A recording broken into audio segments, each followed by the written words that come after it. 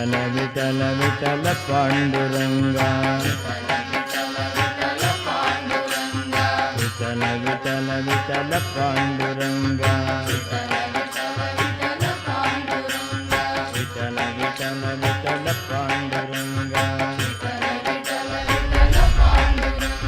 विठल विठल विठल पांडुरंगा.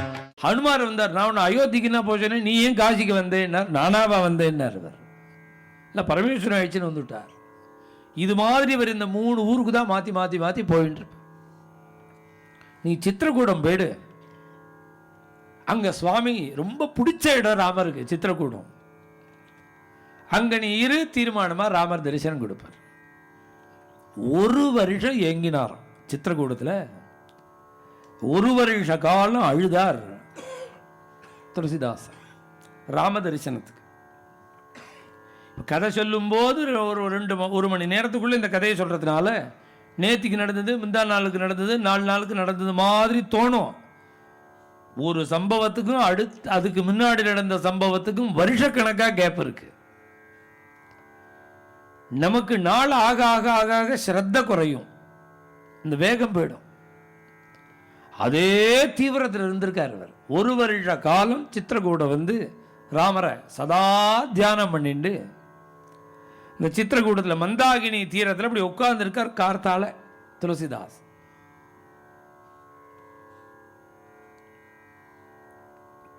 ரெண்டு பசங்க அவர் எந்த மரத்தடியில் உட்கார்ந்துருக்காரோ அந்த மரத்து கிளையில ஏறிடும்.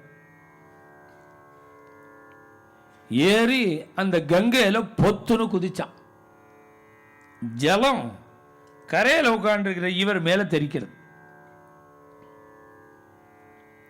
உடனே அவர் இப்படி திரும்பி பார்த்தார். கோபம் வரல, குழந்தைகள்லாம் அப்படி தானே இருக்கும். அப்படி திரும்பி பார்த்த உடனேவே அந்த பசங்களில் 2 பசங்களில் சின்னவன் இந்த மாமா இப்படின்னு திரும்பி பார்க்குறார். ஜலம் மேலே தெரிச்சு கொடுத்து அப்படிங்கிற கோபத்தில் திரும்பி பார்க்குறாரேன்னு கொஞ்சம் கிட்டக வந்து தொப்பம் அடித்து நிறையா ஜலத்தை மேலே தெரிச்சான். அவர் பார்த்தார், இது குழந்தைகள் அப்படி தானே இருக்கும். அந்த குழந்தைகள் விஷமம் பண்ணினா அதை ரசிக்க தெரியணும். அம்மாலாம் என்ன பண்ணுறாங்க வந்து ரொம்ப விஷமம் பண்ணுறதுங்கிறா. இது விஷமம் தாங்கல்லேன்னு அம்மாலாம் வந்து இப்போ எங்களை மாதிரி உள்ள வாழ்கிட்ட கேட்குறா. விஷமம் பண்ணுறது என்ன படுறதுனால நீ சந்தோஷமாக இருக்க. அது எந்த விஷமும் பண்ணாமல் இப்படியே உத்தரத்தையே பார்த்துட்டு இருந்தால் தெரியும் உனக்கு சிரமம். இப்படியே பார்த்துட்டு இருந்தால் புரிஞ்சு போயிடும். விஷமந்தான் பண்ணும் குழந்தைகளுடைய சுபாவம். அதை ரசிச்சுட்டு இவர் உட்கார்ந்துருக்கார். உடனே இந்த பெரியவன் சின்னவனை சமாதானப்படு, என்னடா இப்படி பெரியவாழ்டெல்லாம் மரியாதை இல்லாமல் ஜலத்தை தெளிச்சுண்டு அப்படிலாம் பண்ணக்கூடாது அப்படின்னு எட்டி அழிச்சுன்னு போயிட்டார். அதையும் பார்த்து சிரிச்சுட்டு இருக்கார். 2 நிமிஷம் ஆச்சு. உடனே உடம்பை தொடச்சுண்டு இவர் கோபி இட்டு இருக்கார். அவருக்கு அப்படி இட்டுண்டு கோபி கையில் இருக்கு. 2 பேரும் முன்னாடி வந்து உட்கார்ந்துண்டு தாத்தா தாத்தா எங்களுக்கும் இட்டு விடுங்க. விஷமம் பண்ணினாலும் குழந்தைகள் இவ்வளவு சமத்தா கோபி இட்டுக்கிறதுன்னு அவர் கோபியை குழைச்சு அப்படி கோபி எப்படி விட முடியும்? இப்படி பிடிச்சுண்டாதானே இட முடியும். இது அப்படியே பிடிச்சுண்டு அப்படி இடுறாராம். இந்த குழந்தைக்கு இட்டார், அந்த குழந்தைக்கு இட்டார். இப்படி இட்டுண்டே இருக்கும்போது ஒரு பாட்டு காதில் விழுந்தது. ஒரு பஜன். என்ன பஜன்னு இவர் நிமிர்ந்து பார்க்கிறார். இவர் உட்கார்ந்துருக்கிற மரத்தில் ஒரு கிளி மனுஷ குரல்ல பாடுறது. கிளி மனுஷ குரல்ல चित्रकूट गए घाट पर चित्रकूट के घाट में भई संतन की भीड़ चित्रकूट के घाट में भई संतन की भीड़. சித்திரக்கூடத்தில் இந்த கங்கா காட்டில் சாதுக்களுடைய சங்கத்தில் துளசிதாஸ் சந்தன கிசே துளசிதாசர் இந்த சந்தனை இடுறார். யாருக்கு இடுறார் தெரியுமா? திலகதேத ரகுவீர்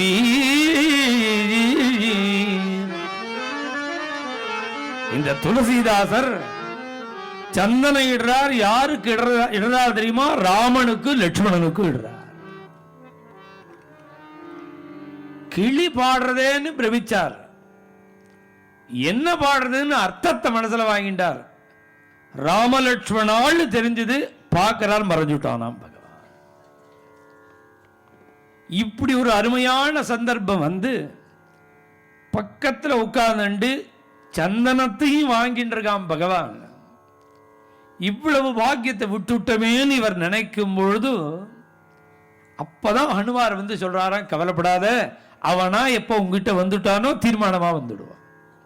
இது தமாதி உட்கார்ந்து திலகத்தையும் இட்டு இருக்கானோன்னு பகவான் இனிமேல் உன்னை விடமாட்டான். சித்திரக்கூடத்திலேயே இருக்கார். ஏதோ ஒரு ஆசிரமம். அந்த ஆசிரமத்தில் அவருக்குன்னு தங்கிறதுக்குன்னு வசிக்கிறதா இருந்தா ஏதாவது கொஞ்சம் சாமான்கள் வேண்டியிருக்காதா, அத்தியாவசியமா, அதெல்லாம் வச்சிருக்கார். பாதி ராத்திரி நிறைய திருடர்கள் வந்துட்டா. அந்த ஆசிரமத்தில் இருக்கிற ஏதோ இருக்கிற வஸ்துக்கள் எடுக்கிறதுக்கு அவ வந்திருக்கா. அவளால் எடுக்க முடியல. அடுத்த நாள் கார்த்தால ஆசிரம வாசல்ல உட்கார்ந்து இருக்கிற துளசிதாசருக்கு சாஷ்டாங்கமா நமஸ்காரம் பண்ணி, நாங்க திருட வந்தோம், எங்களை உள்ள போக முடியாதபடிக்கு எந்த பக்கமா நாங்க வந்தாலும் அங்க வந்து தனுஷ்பாணியா வில்ல அம்போட 2 பேர் நின்று இருந்தாலே அவளை நீங்க அப்பாயின்ட் பண்ணிருக்கலான்னு கேட்டார். ஆசிரமத்தை ரட்சிக்க.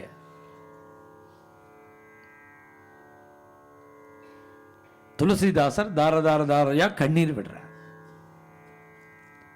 இதுல என்ன பெரிய வஸ்து இருக்க போறது? ராமாயண புஸ்தகம் இருக்கு, துளசி மாலை இருக்கு, ஆசனம் இருக்கு, கொஞ்சம் பாத்திரம் இருக்கலாம். என்னுடைய பக்தனுடைய வஸ்து ஒண்ணு கூட களவு போகக்கூடாதுன்னு பகவான் சர்வ ஜகத்தையும் ரட்சிக்கிற பிரபு அல்பம் இந்த பர்ணசாலையை ரட்சிச்சுன்னு என்னையே கதறினார். அவர் 2 பேர் தடுத்தாலே எங்களை திருட முடியாமல். யாருன்னு கேட்டா நீங்க அழறேளே, அந்த 2 பேர் யாருன்னு சொல்ல மாட்டேங்கிறீங்களே. துளசிதாசர் அழுதுண்டே, அப்பா அவர் தான் ராமரும் லட்சுமண சுவாமி. அத்தனை திருடனும் சாஷ்டாங்கமா விழுந்தான், சேவிச்சான். மகாத்மாவான உங்களுடைய அந்த புண்ணிய பூமியை தொட்ட திருவடியை வச்ச புண்ணியம் எங்களுக்கு கூட ராம தரிசனம் கிடைச்சது, ராமலட்சுமணருடைய தரிசனம் கிடைத்ததுன்னு அவருடைய சரணத்தில் விழுந்து பரம சிஷ்யாளா ஆயிட்டார். ஆனா துளசிதாசர் என்ன பண்ணார்? அந்த ஆசிரமத்தில் என்னென்ன வஸ்து இருக்கோ எல்லா வஸ்துவையும் தானம் பண்ணிவிட்டார். வரவாட்டெல்லாம் பார்த்து கொடுத்துட்டார். ஒண்ணு கூட வச்சுக்கல. உள்ள தீர்த்த பாத்திரம் கூட கிடையாது. எல்லா வஸ்துவையும் கொடுத்துட்டார். அடுத்த வேளை கட்டிக்க வேஷ்டி, அதோட சரி. ஏன் எல்லாத்தையும் கொடுத்துட்டாருன்னா, இன்னைக்கு இந்த திருடம் வந்தா, ராமலட்சுமணால் வந்தா, இதெல்லாம் வச்சிருந்தா நாளைக்கு ஒரு கோஷ்டி வரும், அப்புறம் நம்ம ராமருக்கு நாம சிரமத்தை கொடுக்க கூடாதுன்னு எல்லாத்தையும் கொடுத்துட்டாராம். திருப்பி திருப்பி திருப்பி ராமனுக்கு சிரமத்தை கொடுக்க கூடாது. பக்திங்கிறது இதான் உண்மையான பக்தி, மிருதுவான பக்தி. முச்சுகுந்தன் படுத்துட்டு இருந்தான், பகவான் வந்து வரன் கொடுக்க வரார். முச்சுகுந்த பக்தவத்சலா. பெருமாளை பார்த்தான், திருவடியை பார்த்தான். பார்த்த உடனே கேட்கிறான், எதுக்கு வந்திருக்கேன்னா, உனக்கு வரன் கொடுக்கன்னார். எனக்கு வரன் கொடுக்கறதுக்காக நீங்க சிரமப்படணுமான்னு கேட்கிறான். இப்படி அதுக்கு சிரமப்பட்டு நீங்க வரணுமா? உங்களை யார் வரன் கேட்டான்? இதான் பக்திங்க. நாம் ஒரு தேங்காயை உடைச்சிட்டு வளைச்சு புழியறோம் பகவானை. ஒரு அர்ச்சனையை பண்ணிவிட்டு அவர் அப்படியே இருக்க புழிஞ்சு அலசி உணர்த்துறா மாதிரி, உதறி உணர்த்துறா மாதிரி கழுத்தை நெரிக்கிறோம். அவள்லாம் எப்படி பக்தி பண்றா? மிருதுவான பக்தி. இது கோமளமான பக்தி. நம்ம விஷயமா பகவான் சிரமப்படவே கூடாது. அவர் சௌக்கியமா இருக்கணும், நாம சிரமப்பட்டா பரவாயில்ல. அவரை வேலை வாங்கக்கூடாது. பிருந்தாவனம் போனோம்னா கோவர்தனத்துக்கு பக்கத்துல ராதா குண்டம்னு ஒரு இடம் இருக்கு. ஷியாம் குண்டம், ராதா குண்டம். ராதா தேவி தன்னுடைய வளையலால அப்படி தோண்டினாலாம் பூமியை. அது ராதா குண்டம். சுவாமி கிருஷ்ணன் போட்டிக்கு என்ன பண்ணா, ராதா ஒரு குளம் உண்டாக்கிட்டா. போட்டிக்கு கிருஷ்ணன் என்ன பண்ணா, அவன் புல்லாங்குழலை வச்சு இப்படி குத்தி கிளறினான் இன்னொரு குண்டம் குளம். ராதக்கு அந்த வளையலால இப்படி கொஞ்சம் தோண்டின உடனே குபு குபு குபுன்னு ஜலம் வந்துடுத்து. இவர் குள்ளாங்குழலை வச்சு குத்துறாரு, குடையறாரு, ஜலமே வரமாட்டேங்கிறது. குளம் வெட்டியாச்சு, ஜலத்தை காணும். உடனே ராத மூஞ்சிய இப்படி ஏக்கமாக பார்த்தாரான். உடனே அவ குளத்திலேருந்து கொஞ்சம் வெட்டி இந்த குளத்துக்கு ஜலம் விட்டா. இன்னைக்கு இந்த பக்கம் ராதா குண்டம், இந்த பக்கம் ஷியாம் குண்டம்னு ரெண்டு பக்கத்தில் கிருஷ்ணனோட குண்டம் ஒன்று, ராதையோட, ரெண்டுக்கும் உள்ளுக்குள்ள கனெக்ஷன் இருக்கும். இந்த குளத்துலேருந்து அந்த குளத்துக்கு ஜலம் போகும். ஒரு குளத்து ஜலம் வெளுப்பாக இருக்கும், ஒரு குளத்து ஜலம் கருப்பாக இருக்கும். கிருஷ்ணனோட கலரில் ஒரு குளம், ராதையோட கலரில் ஒரு குளம். இந்த ராதா குண்டத்தை அப்படி பிரதட்சிணமாக நாம் வந்தோம்னா அங்கே ஒரு ஆசிரமம் இருக்கு. மகாபிரபுவனுடைய சிஷ்யர் ரகுநாததாஸ் கோஸ்வாமின்னு 6 கோஸ்வாமியில் ஒருத்தர். அவருடைய பஜன் குட்டியர் இருக்கு, அவருடைய சமாதியும் அங்கே இருக்கு. அந்த பஜனை பண்ணின இடத்துல பார்த்தா ஒரு சித்திரம் எழுதியிருக்கும். அவர் தன்னை மறந்து அந்த அந்த யுகல ஸ்வரூபத்தில் ராதாகிருஷ்ண பிரேமையில் அப்படியே மூழ்கிடுவார். அப்படி உட்காண்டார்னா எப்போ எழுந்துகிறார்னு தெரியாது. அவருடைய ஹிருதயத்தில் பகவானுடைய லீலைகள்லாம் நடக்கும். கேலதி அம்புஜலோச்சனோ யதுபதிகி, கேலதி சேதசி அம்புஜலோச்சனோ யதுபதிகி கேலதி அலம் ராதையான்னு மருதானல்லூர் சத்ருசுவாமிகளுடைய தியானப்படி ரகுநாததாஸ் கோஸ்வாமிக்கு உள்ளுக்குள்ள ராதாகிருஷ்ணனுடைய ராசலீல தினசரி ஒரு லீலை பண்ணுவாராம். அவர் தினசரி ஒரு சேவை, அதை கரெக்டாக பண்ற. என்ன சேவைன்னா, கண்ணை மூடின்ற வேண்டியது ராதைக்கு சேவை. என்னைக்கோ இருந்தா ராதை, இன்னைக்கு இவர் இருக்கார். இவரால் என்ன சேவை பண்ண முடியும்னா, கண்ணை திறந்திருந்தாதான் காலம், கண்ணை மூடினுட்டா சமகாலம்தான். கண்ணை மூடிண்டு ராதைய மனசால தன்னுடைய மனசுல ஹிருதயத்தில் நிறுத்தி அந்த ராதைக்கு எண்ணெய் தடவி தலையவாரி பின்னி விடுறது இவருடைய நித்திய சேவையா. ராதைக்கு தினம் தலைவாரி பின்ற.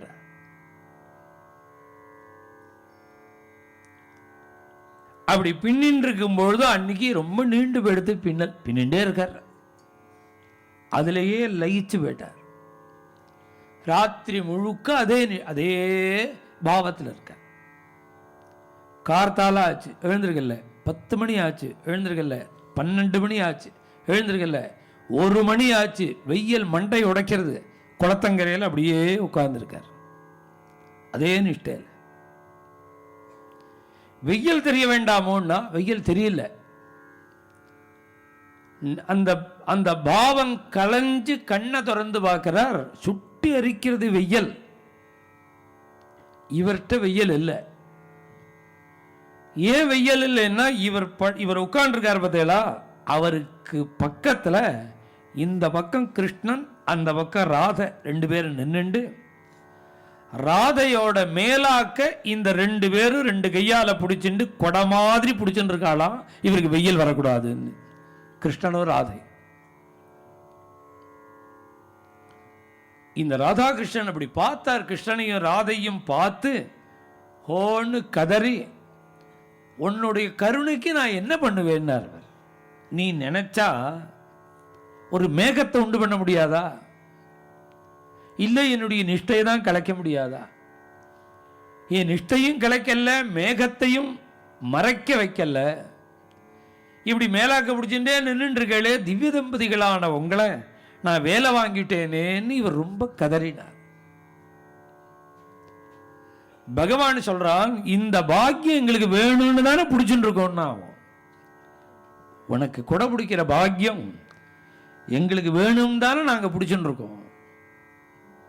அப்ப எனக்கு ஒரு வரன் கொடுன்னார். ராதை கேட்டா என்ன வரன் வேணும் சொல்லு, எதை கேட்டாலும் கொடுக்குறேன். இனி இது மாதிரி எனக்கு தியானம் வரக்கூடாதுன்னு சொல்லுவோம். இது மாதிரி தியானம் இனி எனக்கு வரக்கூடாது. ஏன்னா இப்படி ஒரு தியானம் வந்ததுன்னா நீங்கள் என்ன கஷ்டப்படுறேன், எனக்கு வெயில் வரக்கூடாது, மழை வரக்கூடாது அப்படின்னு மேலாக்க பிடிச்சிட்டு கொடையை பிடிச்சிட்டு நீங்கள் சிரமப்படுறதுனால உங்களை சிரமப்படுத்தி அதனால எனக்கு ஒரு பாவம் தேவையில்லை, பிரேம தேவையில்லை, தியானம் தேவையில்லை. இதெல்லாம் உன்னதமான பக்தி. பக்தியில் நம்ம அர்த்தார்த்தியாவே அது வேணும் இது வேணுங்கிறதுக்காகவே பக்தி பண்ணிட்டு இருக்கிறவாளுக்கு இது என்னமா தெரியும்? நாஸ்தாதர்மே நவசுனிச்சையே நெய்வ காமோபோகி. குலசேகர ஆழ்வார் முகுந்த மாலையில் சொல்லலையா? அது வேணும் இது வேணுங்கிறதுக்காக ஒன்று கூப்பிடலை, கஷ்டம் நீங்கிறதுக்காக கூப்பிடலை, பணங்காசு வேணுங்கிறதுக்காக கூப்பிடலை, மனசில் உள்ள ஆசைகள்லாம் பூர்த்தி ஆகணுங்கிறதுக்காக கூப்பிடலை. எது என் தலையில் எப்படி இப்படி எழுதியிருக்கோ அதை அப்படியே நடக்கட்டும். பின்ன உன்னை என்னதுக்காக நான் கூப்பிடுறேன் தெரியுமான்னா, எந்த ஜென்மா எடுத்தாலும் உன்னோட திருவடியை நான் மறக்கவே கூடாது. இதெல்லாம் பக்தியில உயர்ந்த நிலையில அவ்யாஜ பக்தி. அகைத்துகின்னு குந்தி தேவி சொன்னாலே அப்பேற்பட்ட பக்தி. தாசர் கோஸ்வாமி துளசிதாசர் தன்னுடைய ஆசிரமத்தில் உள்ள சகல வஸ்துக்களையும் சாதாரண பாமர ஜனங்களுக்கு கொடுத்துட்டு ஒன்றும் இல்லாமல் இருக்காரா? ஏன் அப்படின்னா, ஏதாவது வச்சுண்டா ராமர்னா கஷ்டப்பட வேண்டியிருக்கு. லட்சுமண சுவாமியோட வந்து வில்லம்ப வச்சுண்டு ஆசிரமத்தை சுற்றி சுற்றி வந்து ரட்சித்து இனி ராமரை சிரமப்படுத்தக்கூடாதுன்னு தன்னோடத்தை கொடுத்தார். இப்படி கோமளமாக ஹிருதயம் இருந்தாதான் பகவான் வரத்திலேயே அர்த்தம் இருக்கு. இது மாதிரி மனசு இருந்தால் தானே பகவான் பிரத்யட்சமான அர்த்தம் இருக்கு. நாம் ஒரு 4 பக்கத்துக்கு எழுதி வச்சுட்டு பகவான் வந்தா நீ ஏதோ பக்தியாக கூப்பிட்றேன்னு நினைச்சேன், சே இதுக்கு தான் என்னை கூப்பிட்டு யாம்பர், அவர் இதுக்கு தான் என்னை கூப்பிட்டு யாம்பர். அதனால மனசு அவ்வளவு மிருதுவாக துளசிதாசருக்கு இருந்ததுனால தான் பகவான் தேடி தேடி வரப்போறார். கிளியா வந்து அனுமார சொன்னார், நெத்திக்கிட்டுண்டார்னா இதுலேருந்து ஒன்று தெரிஞ்சுக்கணும், ராமர் பிரத்யட்சமாக காமிக்கலையே தவிர தன்னை துளசிதாசரோடையே தான் கூட இருக்கார். ஒவ்வொரு சம்பவத்திலையும் அது அவருக்கு தெரியும். நேராக வரல, அவ்வளவுதான். ஏன் நேராக வரல? நான் நேராக வந்துட்டா அப்புறம் எல்லாத்தையும் நிறுத்திட்டு வருவார். அப்புறம் எந்த ஒரு காரியக்கிரமமும் இருக்காதுன்னு இதெல்லாம் ராமாயணம் எல்லாம் பண்ணியாகணும். ராமாயணமே இனிமே தான் பண்ண போறார். இப்பயே நேராக தரிசனம் கொடுத்துட்டா அப்புறம் ராமாயணம் எல்லாம் பண்ண மாட்டார். அப்படியே தியானம் பண்ணிட்டு உட்காண்டே இருந்துட்டா என்ன பண்றது? இன்னும் நிறைய காரியம் ஆகணுமேன்னு அப்பப்ப வரா மாதிரி வந்து இவருக்கு தெரியாம ஆனா இவரோடையே கூட பகவான் இருந்துட்டே இருக்கார். சகேத நிலையாய சனக முனி பூஜ்யாய சரயூ நதி தீர விகரணாய ராகேந்து வதனாய ரம்ய குண நிலையாய ராஜாதிராஜாய ராகவாய ஜயமங்களம்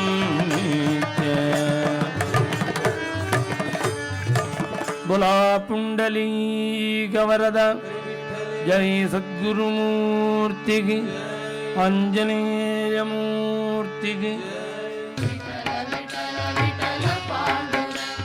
विठल विठल विठल पांडुरंगा विठल विठल विठल पांडुरंगा